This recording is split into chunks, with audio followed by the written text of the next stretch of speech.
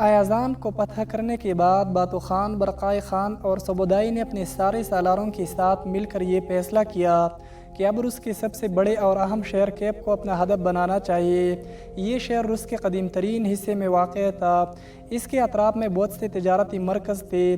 یہاں صدیوں سے جنوبی سلاب قوموں کا قسطنطنیہ کی بازنطینی حکومت سے رابطہ رہا کرتا تھا اور دریائے نیپر سے ہو کے قسطنطنیہ کو یہاں سے راستہ جاتا تھا۔ منگولوں نے بڑی برق رفتاری سے منجمد دریائے نیپر کو عبور کیا۔ ان کی وہ شکلیں جنہیں کئی بیل اور خچری کھینچتے تھے، منجمد دریائے نیپر کے اوپر سے شور مچاتے ہوئے گزر گئے تھے۔ اس دوران سرائیگوبی کی طرف سے یہ بھی خبریں آئیں کہ منگولوں کا خاقان اوغدائی خان بیمار ہے اور اس کی زندگی کا کوئی اعتبار نہیں، لیکن اس خبر کو نظر انداز کرتے ہوئے باتو، برقائے خان اور سبودائی نے اپنی یورپ کی اس مہم کو جاری رکھا۔ منگولوں کا لشکر جب کیپ شہر کے قریب آیا اور انہوں نے کیپ شہر کا منظر دیکھا تو یہ بے حد متاثر ہوئے، اس لیے کہ اس شہر کی زیریں گنبد اور سفید دیواریں دریائے نیپر میں عکسریز ہو کر اس کی خوبصورتی میں اضافہ کرتے تھے۔ انہی سفید گنبدوں کو نگاہ میں رکھتے ہوئے منگولوں نے کیپ شہر کا نام زیریں سروں کا دربار رکھ دیا۔ کیپ شہر کے نواح میں پہنچنے کے بعد منگولوں نے کیپ شہر کے لوگوں کو جو پیغام پہنچایا وہ کچھ اس طرح تھا: منگولوں کی اطاعت اور فرمانبرداری قبول کر لو، نہ مانو گے تو ہم نہیں جانتے کہ کیا پیش آئے گا۔ اب کیپ شہر کی بدقسمتی کہ کیپ شہر کا حکمران مائیکل ایک بزدل انسان نکلا۔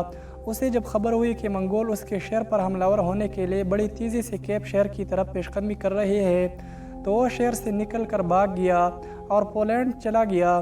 اس کی غیر موجودگی میں وہ لوگ جنہیں وہ شہر کا حکمران بنا کر گیا تھا، انہوں نے ایک اور حماقت کا مظاہرہ کیا۔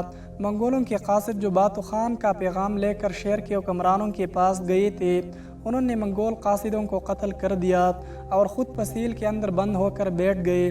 بہرحال منگولوں نے اپنے قتل ہونے والے قاصدوں کا خوب انتقام لیا۔ زوردار انداز میں وہ کیپ پر حملہ آور ہوئے اور کیپ کے اندر جو روسی لشکر تھا وہ زیادہ دیر تک منگولوں کا مقابلہ نہ کر سکا۔ منگولوں نے شہر کو فتح کر لیا اور شہر کو انہوں نے تاخت و تاراج کر کے رکھ دیا۔ پسیل کے اندر ہر محفوظ جگہ کو چھوڑ کر روسیوں نے کلیساؤں میں پناہ لینا شروع کر دی۔ ایک سوانح نگار لکھتا ہے کہ ایک کلیسا کی چھت ٹوٹ کر کچاکچ بری ہوئی مجمع کے اوپر آ گری، اس لیے کہ اس میں گنجائش سے زیادہ صلیبی جمع ہو گئے تھے۔ اس کے علاوہ منگولوں نے ایک اور بڑے کلیسا کی اینٹ سے اینٹ بجا دی۔ کیپ شہر میں انہوں نے بازنطینی پچکارے کے شاہکار اور مقدس مقامات کے خزانوں کو لوٹ لیا۔ کیپ شہر کا حکمران مائیکل پہلی ہی پولینڈ بھاگ چکا تھا، لیکن اس کی غیر موجودگی میں اس کی رعایا کی جلی ہوئی لاشیں بے گور و کفن منہدم دیواروں کے سائے میں پڑے رہے، یہاں تک کہ ان کی بدبو سے شہر کی بچی ہوئی آبادی بھی شہر چھوڑ کر بھاگ گئی۔ منگولوں نے شہر کو فتح کرنے کے بعد شہر سے بھاگنے والے روسی امراء کا تعاقب کیا۔ روسی حکمرانوں اور روسی شہزادوں کی بیویاں جنہوں نے کبھی اپنے ہاتھ سے کوئی کام نہ کیا تھا، وہ گرفتار ہونے کے بعد منگولوں کے لشکر میں چکیاں پیستے اور منگولوں کے گھوڑوں کو پانی پلاتی تھی۔ کیپ شہر سے بھاگنے والوں کا تعاقب کرتے ہوئے منگولوں کا لشکر کوہستان کارپیتھین تک جا پہنچا۔ یہاں اپنے لشکریوں اور گھوڑوں کو آرام دینے کے لیے باتو خان نے اپنے لشکر کو پڑاؤ کرنے کا حکم دیا تھا۔ کارپیتھین کے پاس پڑاؤ کے دوران باتو خان نے ہنگری کے بادشاہ بیلا کو خط لکھا کہ مشرق کے رہنے والے قیچاق جن میں مسلم اور غیر مسلم سب شامل ہیں وہ تمہارے عساکر میں شامل ہو رہے ہیں، اور مجھے یہ بھی اطلاع ملی ہے کہ تم نے قیچاقیوں کو اچھے معاوضے پر اپنی ملازمت میں قبول کر لیا ہے۔ اس کام سے دستبردار ہو جاؤ ورنہ اس کی وجہ سے میں تمہارا دشمن ہو جاؤں گا۔ قیچاق خواہ مسلم ہو یا غیر مسلم وہ گھروں میں نہیں خیموں میں رہتے ہیں۔ جب ہم تم پر حملہ آور ہوں گے تو وہ خود تو بچ کر نکل جائیں گے، لیکن تم تو گھروں میں رہتے ہو، تم میرے چنگل سے کیسے بچ سکو گے؟ باتو خان کے یہ قاصد جب ہنگری کے بادشاہ بیلا کے پاس پہنچے تو بیلا نے باتو خان کی ان قاصدوں کو کوئی اہمیت نہ دی بلکہ ان کی اہانت کا باعث بھی بنا۔ اس پر باتو خان نے ایک خط ہنگری کے بادشاہ بیلا کو لکھا جس کا متن کچھ اس طرح تھا: میں سائخان ہوں آسمان والے آقا یعنی خاقان جو زمین کا حاکم ہے، میں اس کا قاصد ہوں، جو میرے سامنے سر جھکائے اسے میں خاقان کے حکم سے سرفراز کر سکتا ہوں، اور جو مجھ سے سرتابی کرے اس کے حکم سے سرکوبی کر سکتا ہوں۔ مجھے تعجب ہے کہ اے ہنگری کے بادشاہ تو نے میرے قاصدوں کے پیغام کی طرف توجہ نہ کی۔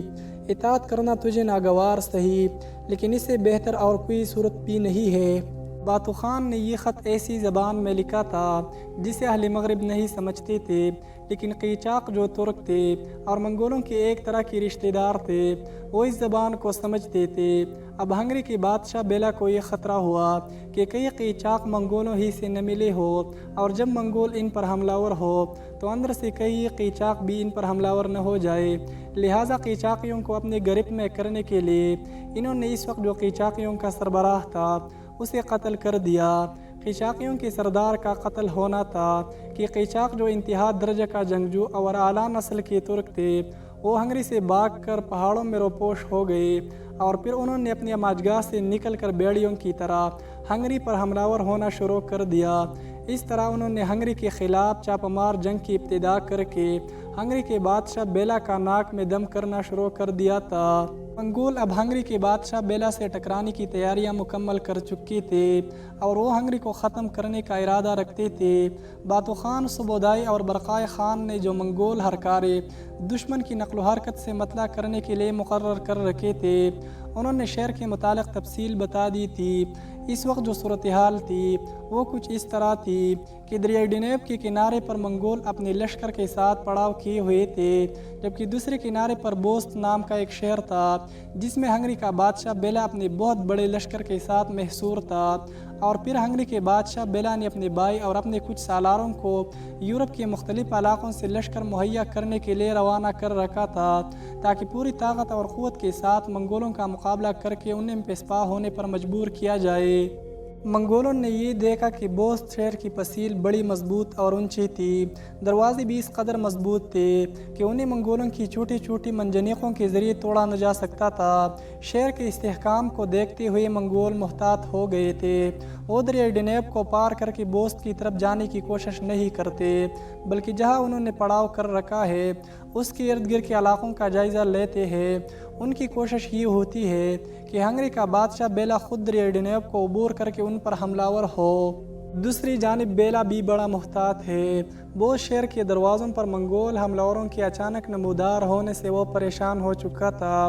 وہ فوراً یہ حکم جاری کرتا ہے کہ کوئی بھی ہنگری کا لشکر، ہنگری کا کوئی بھی سالار منگولوں پر حملہ کرنے کے لیے پہل نہ کرے جب تک کہ انہیں یورپ کے مختلف علاقوں سے کومک نہیں مل جاتی۔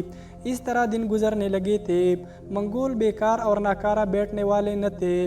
باتو خان اور سبودائی نے جب دیکھا کہ ہنگری کا بادشاہ بیلا اپنے شہر بوست سے نکل کر دریائے ڈنیب پار کر کے ان پر حملہ ور نہیں ہوتا، تب اس نے لشکر کے چھوٹے چھوٹے حصے اپنے مختلف سالاروں کی سرکردگی میں دیے اور انہیں یہ حکم دیا کہ دریا کی دونوں کناروں پر پھیل جائے اور بوست کے نواح میں جو چھوٹے چھوٹے قصبے اور شہر ہیں ان پر ضرب لگاتے ہوئے اپنے لیے خوراک اور گھوڑوں کے لیے چارہ مہیا کرے۔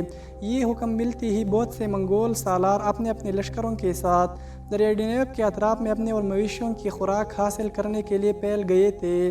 لشکر کا جو حصہ خریم بن مخروم کی سرکردگی میں دیا گیا تھا اس کے ذمے بوست شہر کے نواح میں ایک خاص بڑے شہر پر حملہ ور ہونا تھا۔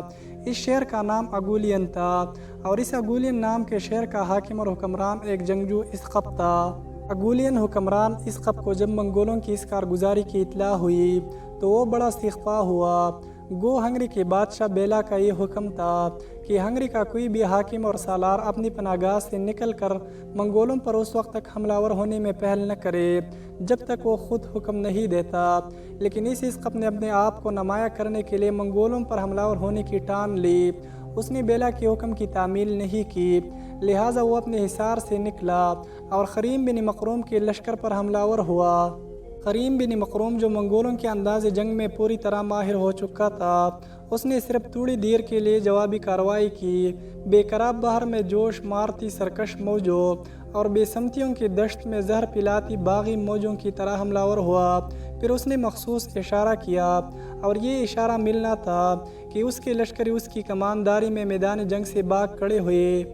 منگولوں کی اس طرح بھاگنے سے اسقپ بے حد خوش ہوا۔ شہرت حاصل کرنے کا اس کا جنون بے جہد ہو گیا، اس کے بے مہارہ ارادے اسیب کی صورت اختیار کر گئی۔ ہنگری کے بادشاہ بیلا کی نگاہوں میں اعلیٰ مقام حاصل کرنے کے لیے اس کی خواہشیں امٹتی ہیلوں ناآشنا سرخ سایوں کی صورت اختیار کر گئی تھی، اور اپنے انہی ارادوں، انہی خواہشوں اور اسی جنون کے تحت اس نے منگولوں کے ساتھ رقصہ شولوں کا کھیل کھیلنے کا تہیہ کر لیا تھا۔ اس نے اپنے آگے بھاگتے ہوئے منگولوں کا تعاقب شروع کر دیا۔